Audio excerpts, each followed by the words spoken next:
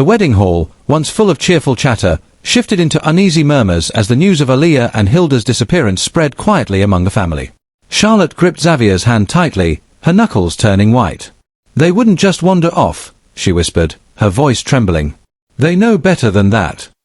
Xavier pulled her closer, brushing her cheek with his thumb to calm her. "We'll find them. Alex is already looking. Brian too. Let's not panic yet." But Charlotte's heart wouldn't settle. Every corner of the hall suddenly felt threatening. Her eyes darted from guest to guest, half expecting to see the girls emerge, giggling with mischief, from behind a table. Yet, the more she searched, the heavier the dread pressed down on her chest. Meanwhile, Lorenzo lingered near the exit, smirking as he swirled a glass of red wine. His gaze locked on Charlotte from across the room, his eyes gleaming with malicious satisfaction. "Don't let him get to you," Alex warned, stepping close to Xavier. "This reeks of one of his games. He came here for trouble, not to celebrate." Brian returned, his breathing heavy. "I checked the back corridors, no sign of them. The guards didn't see them leave through the main entrance either." Charlotte's chest tightened. Then where could they be? Just then, Margaret rushed over, alarm etched across her face. "Charlotte, Xavier, come quickly. We found something outside near the garden doors." Without hesitation, they followed her. The crowd buzzed in confusion, guests whispering as they watched the bride and groom hurry away mid-celebration. At the garden doors, 2 small flower baskets lay abandoned on the marble steps. Rose petals trailed faintly into the shadows of the side path. Charlotte gasped. "These are theirs." Aaliyah and Hilda were carrying these during the procession. Xavier crouched, running his fingers over the petals scattered on the ground. His jaw tightened. Someone lured them out. This wasn't an accident. Margaret placed a trembling hand on Charlotte's shoulder. "I checked with the waiters. None of them saw the girls outside. Whoever took them must have been careful, deliberate." Charlotte's eyes brimmed with tears. "No, not today. Not on our wedding day." Xavier stood tall, his voice low but filled with fire. "Then we find them, before Lorenzo makes his next move." Unseen by them, a black luxury car idled a few streets away, its tinted windows concealing the frightened faces of Aaliyah and Hilda. A man in a dark suit adjusted his cufflinks, speaking into a phone.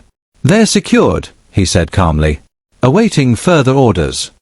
The car carrying Aaliyah and Hilda sped silently through the dimly lit streets, its tinted windows blocking the girls' frantic attempts to peek outside. Hilda clutched her younger sister's hand tightly, whispering, "Don't cry, Aaliyah. Mommy will find us." Aaliyah's lips trembled, but she nodded, leaning against her sister for comfort. Across from them, the man in the dark suit studied them with cold detachment, his sharp jawline lit faintly by the street lamps flashing past. "You girls should stay quiet," he muttered, his accent heavy. "No one will hurt you if you behave." Hilda narrowed her eyes at him, trying to be brave despite the fear coiling in her chest. "Who are you? Why did you take us?" The man didn't answer. Instead, he tapped his earpiece. "We're en route. Yes, the boss wants them kept safe until he arrives. No mistakes." Meanwhile, back at the wedding hall, chaos simmered just beneath the surface. The music played on, but the joy had vanished. Guests exchanged nervous glances, whispering behind their glasses of champagne. Charlotte stood frozen in the garden doorway, staring at the abandoned baskets as if they could somehow speak. "I should have never let them out of my sight," she whispered, her tears threatening to spill. Xavier wrapped his arm protectively around her shoulders. "Don't blame yourself. Whoever did this planned it carefully. This wasn't your fault." Alex returned with 2 security guards, frustration written across his face. The CCTV in the hall was tampered with. Someone looped the footage during the last half hour. Brian's eyes widened. "That means whoever took the girls was inside the hall with us." Charlotte's breath hitched. Her gaze instinctively shot toward the crowd still mingling inside. "You mean, it could be one of our guests?" "Or someone Lorenzo brought with him," Alex muttered, glaring toward the spot where his uncle had been standing. But Lorenzo was gone. Xavier cursed under his breath. Of course. He wanted to distract us. He wanted Charlotte rattled. And now the girls. Before he could finish, Margaret's phone buzzed. She glanced at the screen and turned pale. "It's an unknown number." "Answer it," Xavier urged. Her trembling fingers slid across the screen. "Hello." Static crackled before a distorted voice came through. If you want to see your daughters again, stay calm. Don't alert the police. Wait for instructions. Charlotte's knees buckled. Xavier caught her before she could fall, fury blazing in his eyes. Where are they? What do you want? But the caller had already hung up. Margaret pressed a hand to her chest, breathing heavily. They're watching us. They know every move. Brian clenched his fists. We need to get out of this hall. Too many eyes, too many ears. They planned this perfectly. Charlotte broke free from Xavier's arms, her voice trembling but resolute. No. I'm not leaving. My daughters are out there, and if Lorenzo or Salvador think they can use them against me, they're mistaken. We fight back, tonight. Silence followed her declaration. Then Alex smirked grimly. That's the spirit. But if we're going to fight, we need a plan. A smart one. Because whoever has the girls isn't just sending threats. They're already 2 steps ahead. Across town, the car pulled into a secluded estate surrounded by high walls and iron gates. The driver rolled down his window, flashing a card to the guard, who waved them through. The car came to a stop in a dim courtyard.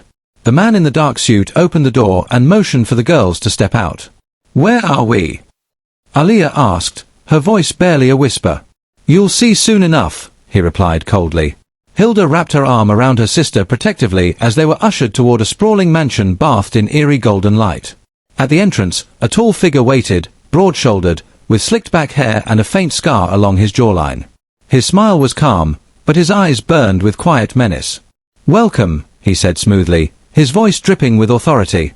The daughters of Charlotte. Finally, the perfect leverage has arrived. The man bent down, brushing a strand of hair from Aaliyah's face. She flinched, but he chuckled softly. Don't be afraid, little ones. You're not my enemies. You're my guests. At least, for now. He straightened and turned to his men. Prepare the room. They must be comfortable. No harm will come to them, unless their mother forces my hand. Hilda glared at him, her small fists clenched. Mommy won't let you win. She'll come for us. She always does. The man smirked. I'm counting on it. The golden glow of chandeliers illuminated the mansion's grand hall as the girls were led upstairs. The floor creaked beneath their small feet, the heavy silence pressing down on them like an invisible weight. The man with the scar followed behind, his shoes clicking against the marble tiles. At the top of the staircase, 2 steel doors swung open to reveal a richly decorated chamber. Velvet curtains, gilded mirrors, and an enormous canopy bed dominated the space. Despite the lavishness, the room felt like a gilded cage. Stay here, the scarred man ordered. You'll be safe as long as you don't try to escape. Food, clothes, anything you need will be brought to you. Hilda stepped forward defiantly, shielding Aaliyah with her small frame. Why are you doing this? We didn't do anything to you. The man crouched to meet her eye level, a cruel smirk tugging at his lips. Because your mother thinks she can defy me. And every strong woman learns, family is the sharpest weakness. He stood abruptly, signaling to the guards outside. Lock it. Double security. The heavy doors slammed shut. Aaliyah buried her face into Hilda's shoulder, trembling. Hilda stroked her hair gently, whispering, Don't be scared. Mommy will find us. Daddy too. We just need to be brave. Back at the wedding hall, the atmosphere had turned icy. Xavier had discreetly pulled his closest allies into a private lounge, Alex, Brian, Margaret, and 2 trusted security men. Charlotte sat at the center, her eyes swollen from tears but her spirit unbroken. Alex slammed his fist against the table. It has to be Lorenzo. Who else would dare? He came, caused a scene, and vanished right before the girls disappeared. But Lorenzo is reckless, not cunning, Brian countered. This feels calculated. Whoever's behind this tampered with the cameras, planted distractions, and timed it perfectly. Lorenzo wouldn't have the patience. Charlotte's voice cut through the debate, sharp and determined. It doesn't matter if it's Lorenzo, Salvador, or another snake hiding in the dark. What matters is, they have my daughters. And I won't sit here waiting for instructions like a coward. Xavier placed a calming hand over hers. We'll get them back, love. But we have to move carefully. If we strike without a plan, they'll use the girls against us. Brian leaned in, lowering his voice. The phone call, the distortion, the timing, It sounded like professional syndicate work. Not just a personal grudge. This could be bigger than we think. Margaret frowned, her fingers twisting nervously. Do you think Salvador's network is involved?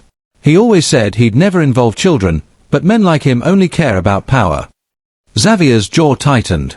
If Salvador's involved, then Lorenzo is just a puppet. And the real player is someone else entirely. Silence fell. Finally, Alex exhaled and looked at Charlotte. What do you want us to do? Charlotte rose slowly from her chair, her crimson gown catching the dim light. Her grief had hardened into fury. We find them. Tonight. I don't care what rules we have to break. Call every contact. Every ally. Shake down every lead. If it takes burning this city to the ground, I will do it. But I will not let my girls spend another night in the hands of monsters. The room vibrated with her words. Even Xavier stared at her, a flicker of awe crossing his features. Brian nodded firmly. Then let's start by tracing the call. Even if it was masked, we can track the relay towers. It might give us a location. Alex grinned darkly. Good. While Brian digs, I'll handle Lorenzo. He's slippery, but he'll slip faster if we tighten the noose. I'll make sure he knows we're coming for him. Charlotte turned to Xavier. And you. I'll stand by you, Xavier said, his voice steady. Every step, every fight, until we bring them back. For a moment, silence wrapped the room like armor. Then Charlotte whispered, more to herself than to anyone else, hold on, my babies. Mommy's coming. At the mansion, the girls sat huddled on the bed, whispering to one another. Aaliyah's eyes darted toward the window. Maybe we can climb out. Hilda shook her head. It's too high. And there are guards. We'd get caught before we reach the ground. Suddenly, footsteps echoed outside the door. The lock clicked, and the scarred man returned, this time carrying a tray of food. Eat, he said curtly, setting the tray on the table. You'll need your strength. Hilda narrowed her eyes. Strength for what? The man smirked. For when your mother arrives. Because she will. And when she does, we'll see how much she's willing to sacrifice to get you back. He left as quickly as he came, the door slamming shut once more. Hilda clenched her fists, whispering through gritted teeth, they think they can scare us. But they don't know Mommy. They don't know Daddy. We just have to hold on. Aaliyah nodded, pressing closer. We'll be brave. Together. Outside, the scarred man answered his buzzing phone. Yes, they're secure. No, she hasn't broken yet. But she will, soon. Charlotte has always been the key. And tomorrow, she'll come running into our hands. The night outside the mansion felt unusually quiet, as if the city itself had drawn a breath and held it. Back at the hall, Alex and Brian worked like men on a single, desperate machine. Brian had taken Margaret's phone and disappeared into a dim supply room to triangulate the call. Alex moved like a shadow through the crowd, eyes scanning, listening, pulling at threads that might reveal the pattern behind the chaos. You said the call was masked, Brian said without looking up, fingers flying over a borrowed laptop, the screen's glow outlining his jaw. They routed it through at least 3 relays. One of them pinged off a tower on the north side of town, industrial perimeter. That narrows it, but it's still a large zone. He rubbed his temples. The relay has a short uptime. Whoever made the call used burner infrastructure. If they're sloppy enough to leave one relay like this, there might be logs at the relay provider. I can push harder, but it'll take time. Alex's face hardened. Time was the one thing Charlotte didn't have. He moved toward the private office where Xavier stood, jaw clenched, watching him with a steadiness that steadied Charlotte's trembling hands. We're not waiting for the police, Alex said bluntly. We get what we need ourselves, quietly. We can't risk alerting whoever's holding the girls. Charlotte looked from Brian to Alex to Xavier. What about Lorenzo? She asked. He was here. He made a scene. He left. He knows things. The grief in her voice had not dulled, it had been sharpened by fire. Alex nodded. I'm going to find him. Quietly. He gave Xavier a quick, tight squeeze. We'll hit the supplier for that relay if Brian needs paperwork. I'll handle Lorenzo. He turned and slipped into the night, a silhouette swallowed by evening. Lorenzo had gone straight to the one place he trusted when he needed to gauge the temperature of his enemies, his old club, a half-forgotten parlor that smelled of cigar smoke and old money. He stood at the edge of the room watching faces, palms loose around a glass of scotch. When Alex arrived, Lorenzo looked up and smiled the same smooth smile he wore at the hall, a smile that did not reach his eyes. "Alex," Lorenzo purred. "To what do I owe the pleasure? Surely not to be graced by my presence here." His tone was mocking, but there was nothing jovial in it. Alex answered without ceremony. "Where were you tonight at the reception?" Lorenzo's smile hardened into something like boredom. "I thought I was at my friend's wedding. But if you must know, I was called away. Business. You must understand how it is." He set his glass down slowly. "Why the interest? Did your bride lose her temper again?" Alex stepped forward, his temper wrapped in a steel calm. "Don't play games. The girls are missing. You were the last person acting strange in the hall. Did you have anything to do with this?" Lorenzo's laugh was low and dangerous. "My dear boy, you should learn how to mind your tongue. I know things, yes. I can be helpful. I can also be a problem when provoked." He leaned in, and for a second Alex saw the calculation behind the charm. "If you want my help, there's a price. But help is help, and I told you, I have eyes everywhere. Someone else may have taken them. Or," his voice dropped, "they could be bait, and whoever took them wants your reaction." Alex's hand drifted, the muscles in his forearm tightening. He controlled himself, pushing down the heat that wanted to explode into violence. "If you're involved, I'll make you regret it. If you're not, tell me what you know." Lorenzo's expression flickered. For the first time a crack appeared. "There's talk of a hand no one expects," he said, not meeting Alex's eyes. "A broker for hire. He works through intermediaries, pulls strings, then steps back. He likes to leave signatures that look personal, but the money is the real signature. Look into Salvador's accounts and his smaller, private contractors. If he's not the hand, he's at least a door." He paused, watching Alex absorb it. "But go carefully. There are men who will not welcome you poking around." Alex left the club with a bruise in his chest, anger and a sliver of something like pity. Lorenzo's tip could be bait, or it could be the single thread that unraveled a carefully woven plan. Either way, it was the first real lead they'd had.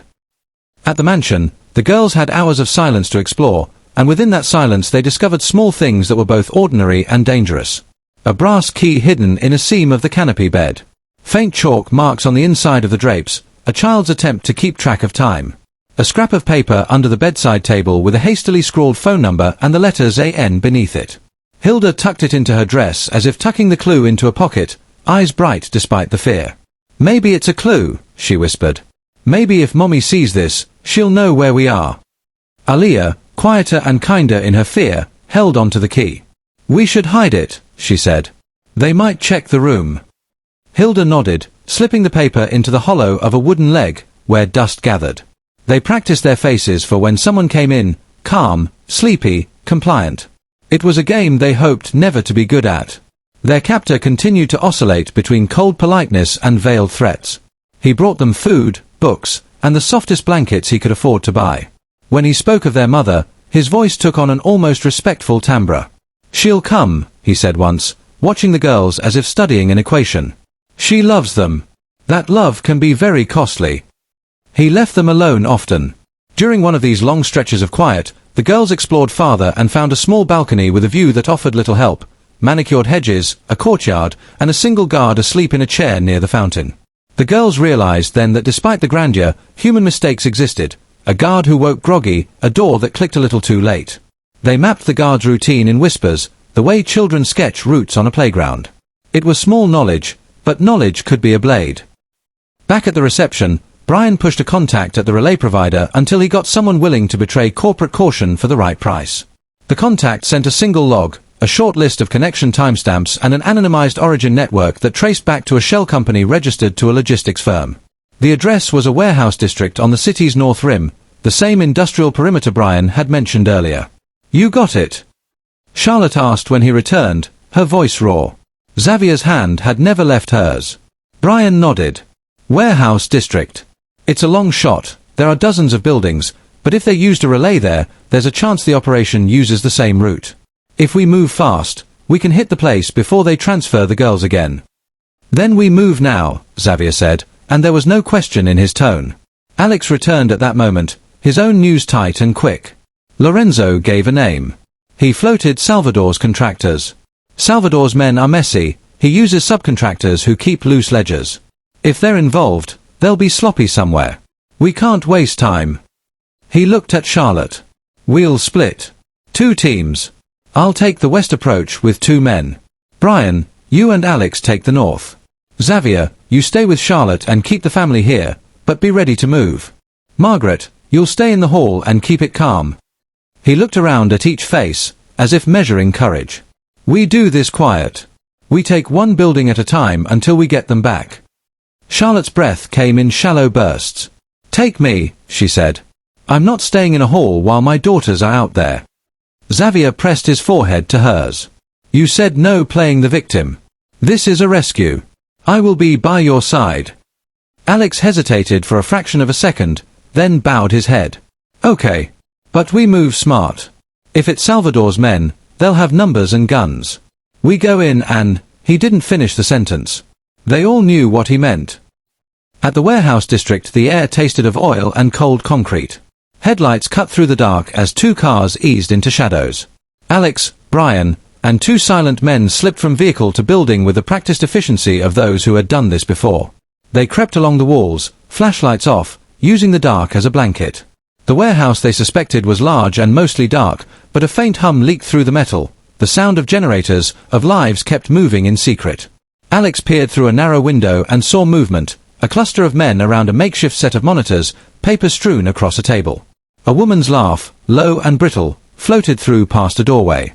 For a terrifying second he thought he recognized the cadence. It was the voice of someone who sold their services and their conscience to the highest bidder. He tapped Brian.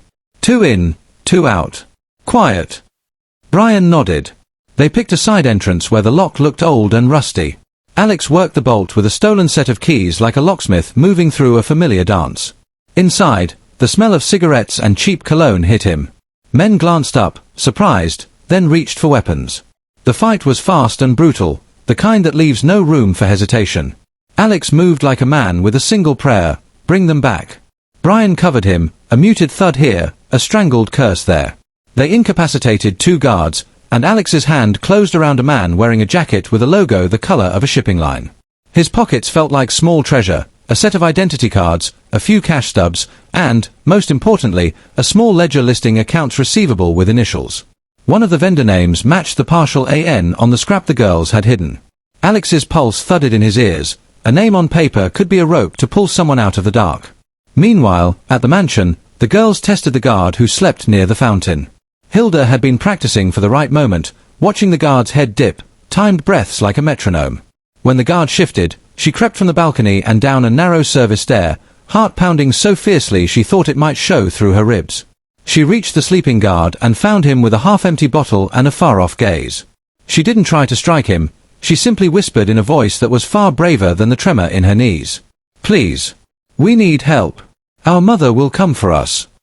The guard startled awake and frowned, but his eyes softened at the sight of 2 small, desperate faces. He hesitated, just a beat, then shook his head as if to clear it and reached for his radio.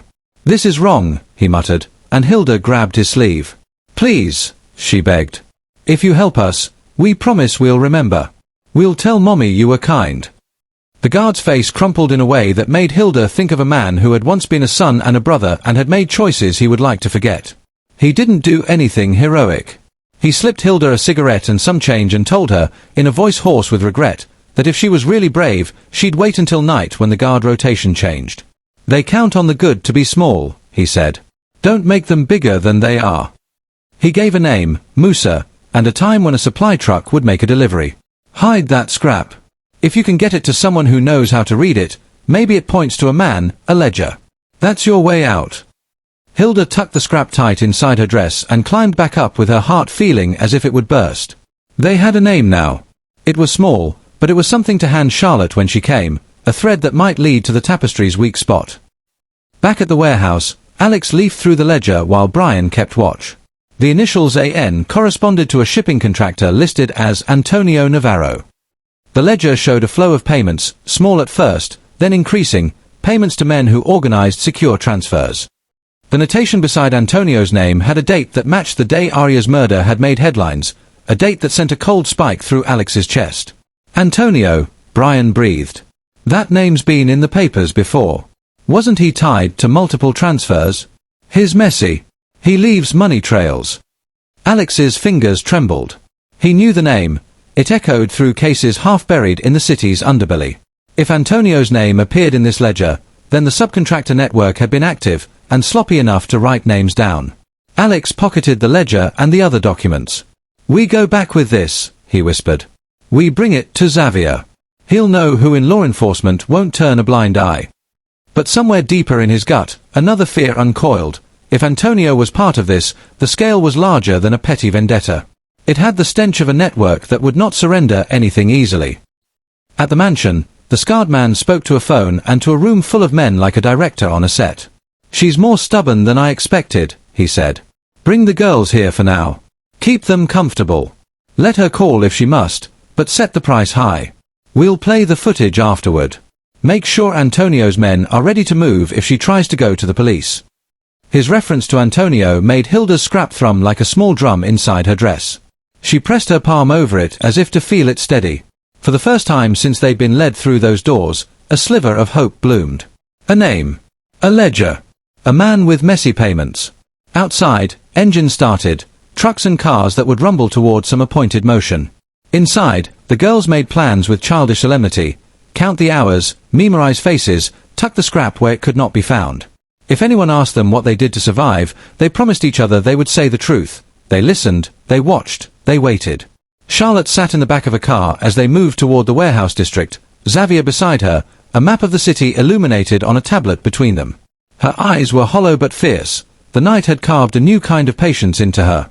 My girls, she whispered. Bring them back.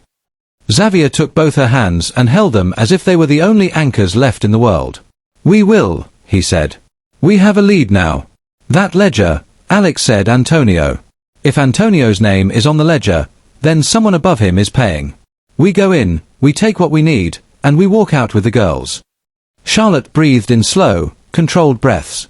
She thought of the scrap hidden in the room with Hilda and Aaliyah, a scrap that might be nothing more than a child's scribble, but could also be the brittle key to a lock many thought unpickable. She thought of Margaret's face, of Alex's tight jaw, of Lorenzo's smirk.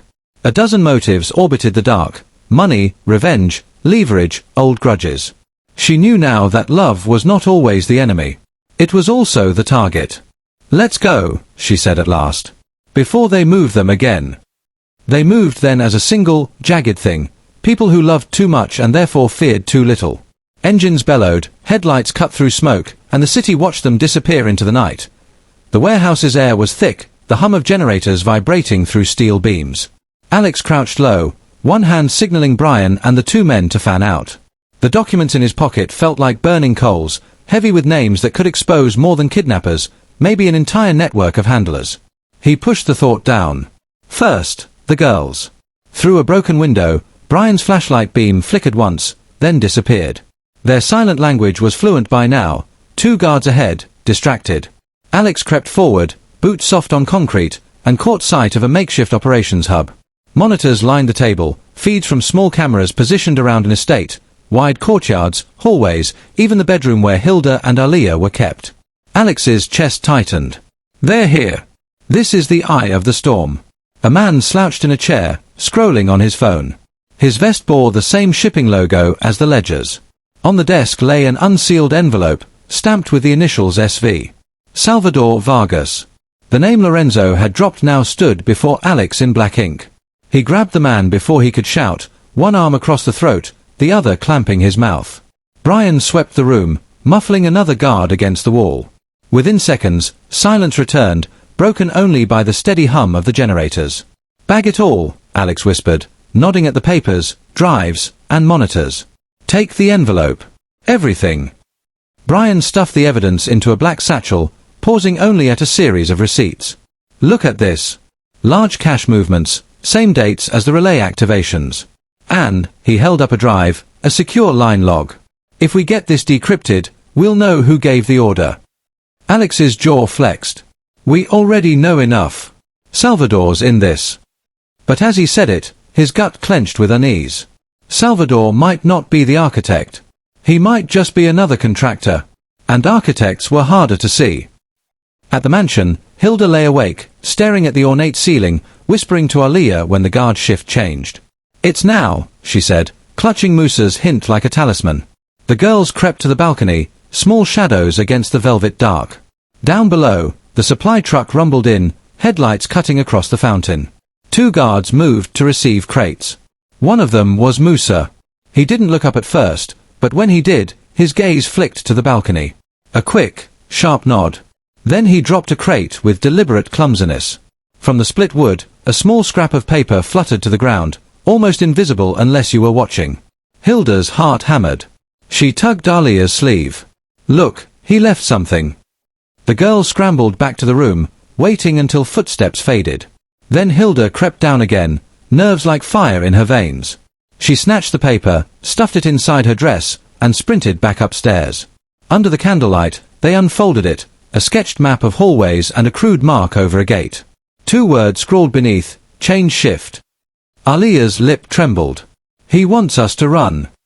Hilda nodded fiercely. "And Mommy will come. If we can meet her halfway." She folded the map and slid it into the same hiding spot as the ledger scrap. "We'll keep it safe until she comes." Meanwhile, Alex's team exfiltrated the warehouse, satchel heavy with evidence. Outside, Charlotte and Xavier waited in the idling car, eyes scanning the dark. When Alex slid into the back seat, he placed the envelope in Charlotte's lap. Her hands trembled as she traced the initials. "SV," she whispered. "Salvador Vargas." Xavier's arm wrapped around her shoulders. "This means we're closer. He can't hide behind shadows anymore." Alex leaned forward, his voice low, grim. "Salvador's a subcontractor. If he's running this, it's for someone else. But," he tapped the envelope, "this is leverage. We move now, and we cut through their web before they shift the girls again." Charlotte's eyes glistened, her grief transforming into a dangerous clarity. "Then we hit him. Tonight. I don't care how many walls we burn through. I want my daughters back." Brian, flipping through the stolen receipts, frowned. "There's more. Payments to a contractor named Navarro, initials AN. The same as the scrap we found in the girls' room." Charlotte's breath caught. "They're leaving us a trail. My girls, they're trying to tell me something." Alex froze. "They had the scrap." Charlotte nodded, tears slipping down her cheeks. "If Aliyah and Hilda left it, they're alive. They're alive and fighting." The car fell into silence, the only sound the engine's low growl and Charlotte's choked breaths. Then Xavier spoke, his voice steely. "Then we fight louder." At the mansion, the scarred man stood in front of the monitors Alex had seen, unaware they'd been compromised. His voice was cold as he addressed someone on the secure line. "Yes, Vargas has the accounts. Navarro's moving the girls when the shift ends. No, the mother doesn't know. But she will. She'll pay, or she'll break. Either way, we win." His gaze flicked to the monitors showing the girls sleeping fitfully on their bed. A smile curved his lips, thin, venomous. "They're just children. But they're also keys. And keys open doors we've waited a long time to walk through." The convoy pulled up at the edge of Vargas's sprawling estate just past midnight. The compound sprawled over acres, its high walls crowned with cameras and coiled wire. Guard towers dotted the perimeter, their searchlights slicing across the night like impatient blades. From the back seat, Charlotte pressed her palm against the glass. Somewhere in that fortress, her daughters were waiting, maybe awake, maybe frightened, maybe clutching scraps of paper like lifelines. Alex crouched with the map spread across his thigh, tracing the markings with a gloved finger. The security rotates every 30 minutes. That gives us a 5-minute blind spot at the north gate. We breach there, get inside the east wing, and locate the girls. Quick, clean, loud only if we have to. Xavier adjusted his earpiece, jaw tight. "We're going in loud if anyone stands between me and my daughters." Brian loaded his rifle with calm precision, his voice steady. "We'll cut a path. But remember," his eyes flicked to Charlotte, who was already strapping on a vest, "they need you alive when we reach them. No heroics." Charlotte's lips curved into a grim smile. A mother is always a hero when it comes to her children. Inside the mansion, Hilda sat cross-legged on the floor, smoothing Musa's crude map against her knees. Aliyah leaned close, whispering, "Are you sure we should? What if it's a trick?" Hilda's eyes burned with defiance. Mommy always says trust your instincts. And mine says Musa's different. He helped us. Outside their locked door, voices drifted in, the guards changing shifts. The faint scrape of boots, keys jingling, then fading footsteps. Hilda seized her moment. She pulled the loose pin she'd hidden from the balcony railing and jammed it into the keyhole. Aliya's breath caught as the lock clicked. The door creaked open. The hallway stretched silent, lit only by dim sconces. Far down, the murmur of guards echoed faintly, but for now the path ahead was theirs. Clutching the map, the girls padded barefoot, hearts racing, tiny fugitives against marble floors. At the estate's north gate, Alex's team moved like shadows. The searchlight swept past, and Brian's signal cut the wire in one clean stroke. They slipped through, rolling into the cover of trees. 2 guards leaned lazily against the wall, smoking. Alex's knife flashed once, then silence reclaimed the night. They dragged the bodies into the shadows and pushed forward. East wing, Alex whispered into the comm, eyes open. Charlotte stayed close to Xavier, her breath hitching as they passed ornate fountains and gardens that glowed ghostly under the moonlight. She could almost hear Aliya and Hilda's laughter echoing in these courtyards, a cruel mirage of what she prayed to find. Suddenly, Brian raised his fist. Ahead, a patrol of 3 crossed the path. The team froze, hearts thudding. But before Alex could signal, the estate itself shifted, alarms ringing faintly in the distance, shouts rising from the inner courtyard. What the hell? Xavier muttered. Charlotte's stomach dropped. It's them. My girls, they've moved. Hilda yanked Aliya through the servants' corridor, following Musa's arrows scratched faintly into the plaster. They ducked behind crates as guards thundered past, shouting to each other. They've seen the empty room. Hilda whispered, eyes wide. We have to run faster. Aliya clutched her hand tighter, whispering between sobs, Mommy will come. She'll come. They stumbled into a side garden, the map's mark glowing in Hilda's mind. Ahead, through a small iron gate, freedom whispered. But as they neared it, a figure stepped from the shadows. The scarred man. Well, he drawled, voice like ice. Clever little mice. Did you think you could scurry away? The girls froze, terror pinning them in place. His hand closed around Hilda's wrist like a vice. Your mother has been very troublesome, he sneered, dragging them back. But perhaps you'll be the bait that breaks her. Behind him, Musa appeared silently. His eyes locked with Hilda's, then flicked toward the map in her hand. His jaw tightened. He couldn't move, not yet, but his moment was coming. On the outer grounds, Alex's comm crackled. Movement in the east wing. Guards are mobilizing, 2 children spotted near the garden. Charlotte's heart slammed against her ribs. That's them. It's my babies. Xavier gritted his teeth. Then we cut through. Now. Alex's eyes narrowed, and he gave the order, all units, shift to the garden. We're moving hot. The night erupted in chaos. Gunfire cracked as guards poured into the courtyards, clashing with Alex's men. Sparks lit the shadows, the scent of gunpowder and blood hanging heavy. Through it all, Charlotte pushed forward, a mother's fury driving her legs. She would not stop, not until Aliya and Hilda were in her arms again. And somewhere in the maze of stone and roses, her daughters were fighting for the same reunion, clutching scraps of paper and scraps of hope. The garden blazed with noise and shadows. Gunfire rattled against marble walls, sparks bouncing as Alex's men pressed forward. The guards, though trained, weren't prepared for the ferocity of a mother and father fueled by desperation. Charlotte ducked behind a stone pillar, her chest heaving.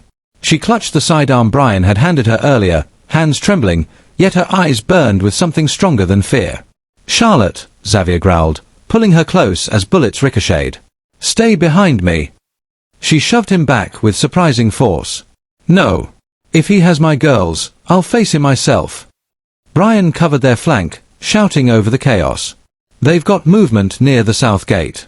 2 kids, dragged by a tall male, scarred face. Charlotte's stomach turned to ice. That's him. That's the man. Then let's finish this, Alex snapped, motioning forward. Garden path splits in 3.